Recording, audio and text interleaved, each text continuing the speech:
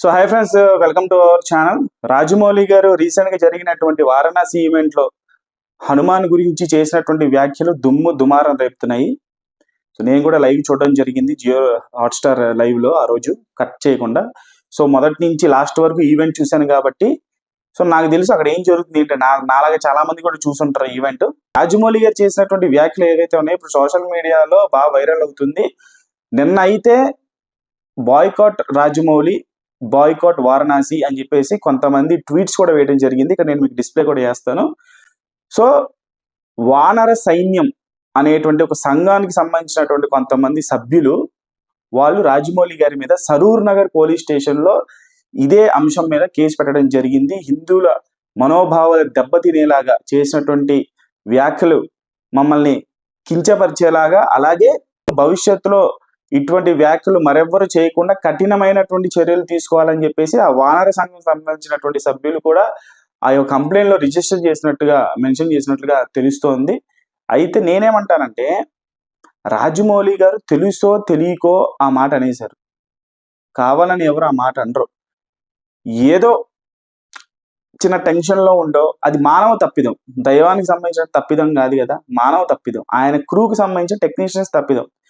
ఆయన చిన్నగా temper loose అయ్యి ఏదో మాట అనేశారు. అంతకు మించి ఇంకా ఎక్కువ మాట్లాడాలా, అంతకు మించి తక్కువ కూడా మాట్లాడాలా. జస్ట్ ఏదైతే ఆ స్టేట్మెంట్ మీరు ఏదైతే విన్నారో అదే అన్నారు. సో దానికి ఇంత పెద్ద హడావిడి చేయాల్సినటువంటి అవసరం లేదు. దీనికంటే రాముడి మీద, మన హిందూ దేవుళ్ళ మీద చాలా మంది చాలా రకాలుగా అన్నారు.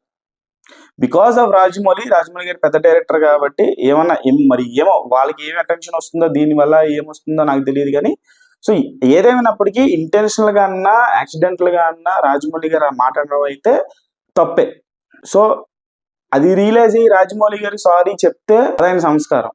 ఇటువంటివి న్యూస్లు చాలా వస్తుంటాయి. ఇంతకంటే దారుణంగా గతంలో చాలా మంది చాలా రకాలుగా అన్నారు. అప్పుడు కూడా వాళ్ళ మీద కేసులు పెట్టడం, వాళ్ళు క్షమాపణ చెప్పడం, ఇలాంటివి చాలా జరిగాయి. వాళ్ళకంటే దారుణంగా అయితే రాజమౌళి గారు ఏం అనలేదు నాకు తెలిసింది. ఎందుకంటే ఫస్ట్ నుంచి నేను లైవ్ చూస్తున్నాను కాబట్టి. సో ఏదేమైనప్పటికీ ఆ మాట అంటాం తప్పు. అది రాజమౌళి గారి దాకా వెళ్ళి రాజమౌళి గారు రియలైజ్ అయ్యి ఆయన సారీ చెప్తే అది ఆయన సంస్కారం. మరి ఇది ఎక్కడి వరకు వెళ్ళి అవుతుందో, మరి దీనికి రాజమౌళి గారు ఇప్పటి వరకు ఎటువంటి స్పందన అయితే ఇవ్వలేదు.